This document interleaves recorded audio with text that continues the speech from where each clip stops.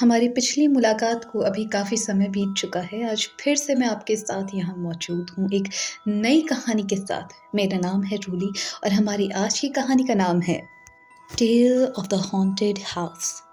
ललिता और उसके हस्बैंड हितेश को अभी कुछ ही दिन हुए थे लखनऊ शिफ्ट किए। लखनऊ के आउटस्कर्ट्स में एक छोटा सा मकान लिया था दोनों ने एक साथ रहने के लिए। आइसोलेशन में लोकेटेड होने की वजह से ये ललिता और हितेश के बजट में फिट बैठता था। शुरू शुरू में हर चीज़ काफ़ी परफेक्ट थी। इनफैक्ट दोनों को लगने लगा था कि शायद ये घर उनके लिए काफ़ी लकी साबित होगा। बड़ा आंगन, बड़े कमरे, बाहर एक बेहद खूबसूरत सा बागीचा। इससे ज़्यादा भला और क्या ही चाहिए था हितेश और ललिता को। मगर दिक्कत ये थी कि दिन के समय जितना ये चीज़ें आकर्षक दिखाई दें या खूबसूरत दिखीं, रात के वक्त उतना ही भयावना दिखाई देती थी। घर बेहद स्पेशियस होने की वजह से थोड़ी सी भी आहट, यहाँ तक कि किसी चूहे का चलना भी बहुत क्लियरली सुनाई देता था। मगर ललिता को इन सब से ज़्यादा फर्क नहीं पड़ता था। वो एक हैवी स्लीपर थी। एक बार सोने के बाद उसकी आंख तो सीधे सवेरे के समय खुलती। मगर वहीं हितेश को इन चीज़ों से काफ़ी दिक्कत होनी शुरू हो गई।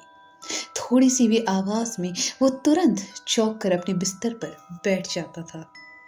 हितेश को लग रहा था कि धीमे धीमे ही सही, मगर उसे इन सभी चीज़ों की आदत ज़रूर पड़ जाएगी।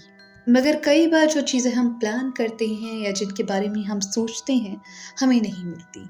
और ऐसा ही होता है हितेश के साथ। शुरू शुरू में हर चीज़ काफ़ी परफेक्ट थी। इनफैक्ट दोनों को लगने लगा था कि शायद ये घर उनके लिए काफ़ी लकी साबित होगा।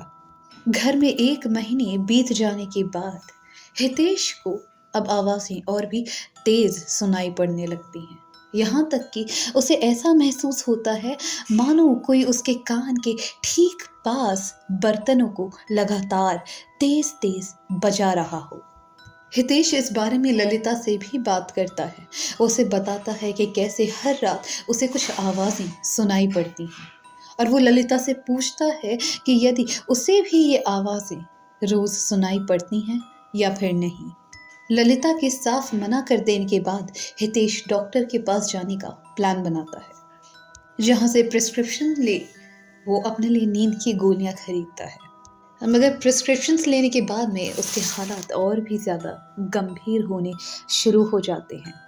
प्रिस्क्रिप्शंस लेने के बाद अब हितेश को वो आवाज़ें तो परेशान नहीं करती, मगर उसके बदले अब उसे बेहद डरावने सपने आना शुरू हो जाता है। हितेश के इन डरावने सपनों में कोई ना कोई फैमिली मेंबर ज़रूर दिखाई देता। मगर गौर करने की बात ये थी कि ये फैमिली मेंबर्स जिंदा ना होकर मरे हुए लोग थे और हर बार ये लोग हितेश को उसके सपनों में मारने की कोशिश करते। ऐसे में ही एक रात हितेश रोज की तरह अपनी प्रिस्क्रिप्शंस लेकर सोने चला जाता है। कुछ ही देर में उसे नींद भी आ जाती है और उसके सपने में उसे अपनी गुजरी हुई माँ दिखाई देती है। मगर उसकी माँ इस बार उसे प्यार से पुचकारने के लिए नहीं आई थी, बल्कि उसका गला घोंटकर उसे मारने के लिए उसके पास भागती हैं। आज की कहानी बस इतनी ही। इसका नया पार्ट जल्द ही बाहर आएगा और इस कहानी को पूरा सुनने के लिए सब्सक्राइब करना मत भूलिएगा। और इन्हें लिखने में और नरेट करने में काफ़ी मेहनत लगती है, तो यदि आप लाइक कर सकें या फिर कमेंट्स डाल सकें तो मुझे बहुत अच्छा महसूस होगा।